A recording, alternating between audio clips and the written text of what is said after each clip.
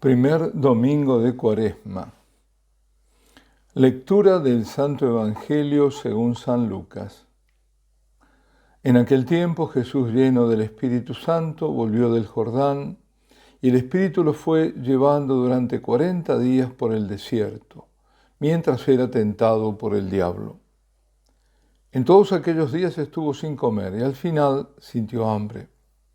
Entonces el diablo le dijo: «Si eres hijo de Dios, di a esta piedra que se convierta en pan». Jesús le contestó: «Está escrito, no solo de pan vive el hombre». Después, llevándole a lo alto, el diablo le mostró en un instante todos los reinos del mundo y le dijo: «Te daré el poder y la gloria de todo eso, porque a mí me ha sido dado, y yo lo doy a quien quiero. Si tú te arrodillas delante de mí, todo será tuyo». Respondiendo Jesús le dijo: «Está escrito, al Señor tu Dios adorarás, y a Él solo darás culto». Entonces lo llevó a Jerusalén y lo puso en el alero del templo y le dijo: «Si eres hijo de Dios, tírate de aquí abajo, porque está escrito, ha dado órdenes a sus ángeles acerca de ti para que te cuiden, y también te sostendrán en sus manos para que tu pie no tropiece contra ninguna piedra». Respondiendo Jesús le dijo: «Está escrito, no tentarás al Señor tu Dios». Acabada toda tentación, el demonio se marchó hasta otra ocasión. Palabra del Señor.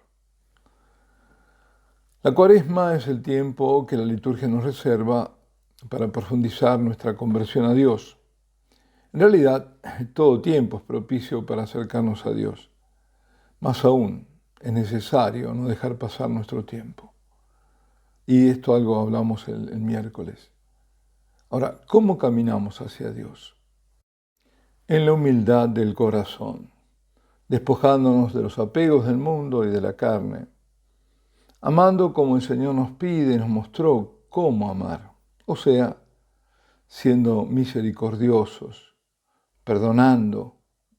Y el primer paso de conversión es la reconciliación con Él, por medio del arrepentimiento, el pedido de perdón en el sacramento penitencial, el querer reparar. Nosotros, el miércoles de ceniza, comenzamos un camino de penitencia que se hizo visible por la imposición de la ceniza. Para hacer este camino nos valemos de lo que la Iglesia nos enseña y practica desde su fundación: la oración, el ayuno y la limosna, o más ampliamente, las obras de caridad y misericordia. Precisamente de eso trataba el Evangelio del pasado miércoles de ceniza. El tiempo cuaresmal, por ser tiempo fuerte de llamado a la conversión, es por tanto tiempo para profundizar nuestra fe, para crecer en el conocimiento de Dios, en su amistad, para acercarnos a su amor, para escuchar su voz y responderle, para meditar el misterio de Cristo y el misterio de nosotros mismos en nuestra relación con Dios. Meditar acerca de nuestra vida, nuestro destino. Es tiempo para acoger sus gracias y hacerlas fructificar. Si prestamos atención, hoy más que la oración, el acento está puesto, diría, que providencialmente, en la adoración. En la primera lectura aparecería una prescripción, ¿no?, para la presentación de las ofrendas al altar, pero es mucho más que eso. De lo que se trata ante todo es de las primicias, de los primeros frutos que se recogen. Lo primero es para Dios. Dice el libro del Deuteronomio, que es la lectura de hoy: los primeros frutos que ha dado la tierra los pondrás ante el Señor, tu Dios, y te postrarás en presencia del Señor, tu Dios.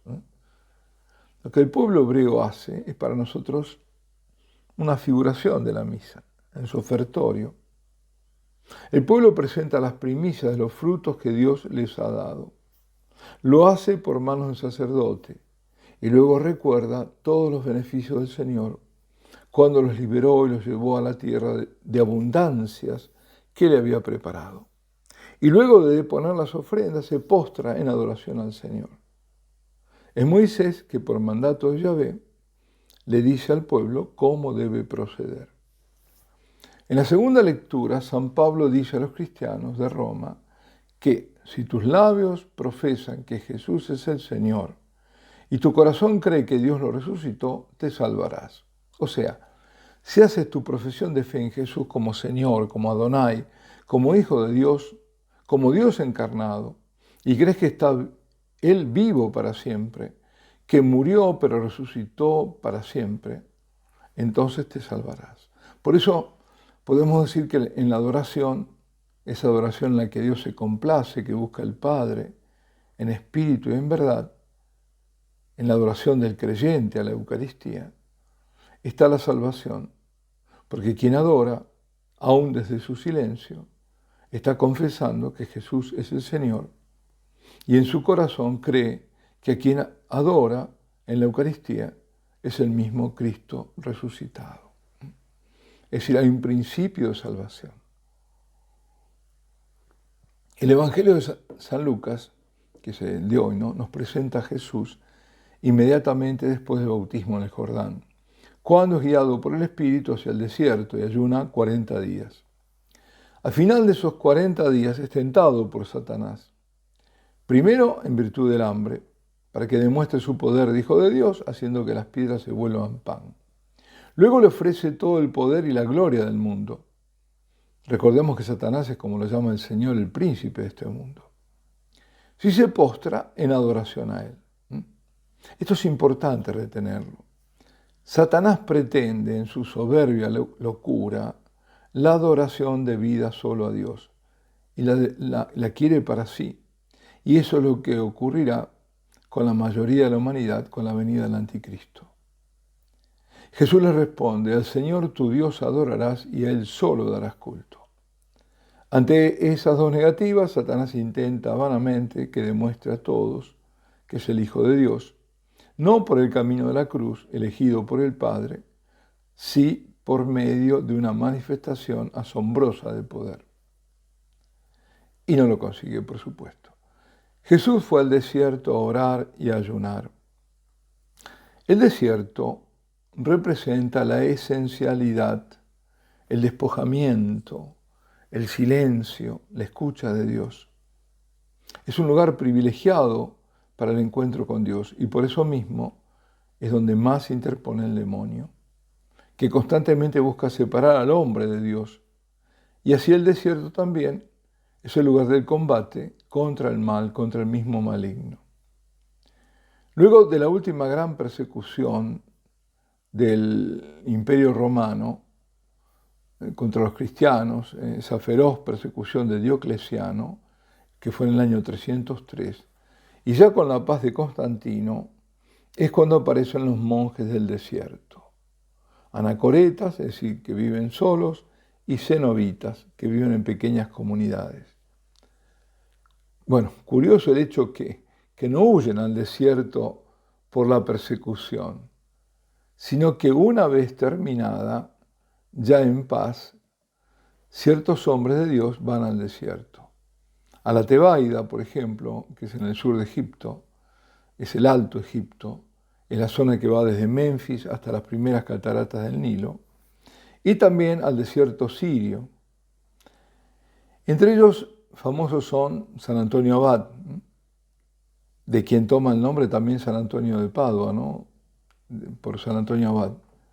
Pablo el ermitaño, o también llamado el egipcio o el de Tebas, que es venerado en nuestra iglesia, y también por los coptos, siendo el primer eremita reconocido como tal, y que lo conocemos por Antonio Abad. O el sirio Simón el Estilita, llamado así porque vivió casi 40 años en penitencia sobre una plataforma de una columna. Eran verdaderos penitentes. Yo, recomiendo, es muy entretenido, ¿no?, leer apotegmas de los padres del desierto. Estos eran ascetas que buscaban la paz interior, la esiquia, para lograr el esicasmo, es decir, la íntima unión con Dios, el esicasmo. Algunos habrán escuchado estas palabras. Y para ello los medios, para llegar a esa unión íntima con Dios, son la soledad, el silencio y la quietud. Una quietud en la sobriedad, es la calma del corazón. Y todo esto surgió en el siglo IV. Quizás hayan oído hablar de la filocalia. Filocalia. En griego significa amor a la belleza. Bueno, ¿qué es la filocalia? Es una colección de escritos sobre este tipo de ascética, donde figura el esicasmo y otras enseñanzas, apotegmas, de Padres del Desierto, patrística del siglo IV. Tan rico ese siglo, ¿no? Para los cristianos. La filocalia es muy seguida en el mundo ortodoxo. Bueno, ya me fui. Así que bueno, vuelvo. Pues es ahora el Señor quien nos llama al desierto, o sea, al silencio, a la soledad. Porque quiere hablarnos, porque quiere que abandonemos el frenético mundo y que reposemos en Él. En ese desierto resuena el mandato: al Señor tu Dios adorarás y a Él solo darás culto, que es una expresión del primer mandamiento. Un mandato que es al mismo tiempo invitación para recoger los frutos abundantes que quiere Él darnos. Nosotros ofrecemos nuestro tiempo al altar y adorándolo recibimos bienes espirituales y celestiales. Deberíamos ofrecerle el mejor tiempo, no el que nos sobra. Por ejemplo, qué sé yo, a las horas nocturnas, horas de sueño. Pero bueno, cada uno hace lo que puede, pero lo importante es hacerlo.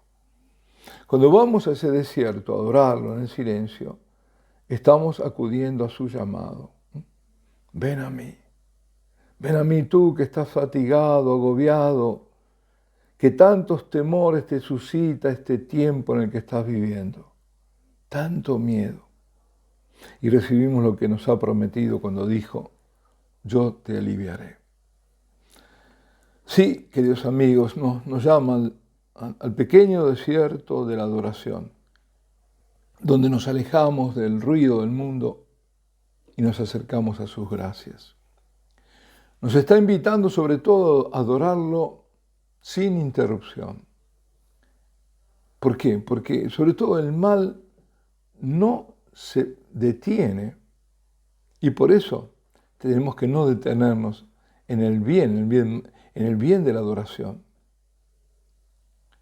A formar nos invita a una suerte de cenobio, es decir, de comunidad que se separa para adorarlo como en el cielo, sin cesar, día y noche. Jesucristo fue tentado, y fue tentado para, haciendo de una piedra pan, poder saciar su hambre. Pero su hambre y su sed son otros. Es hambre y sed de la salvación de las almas.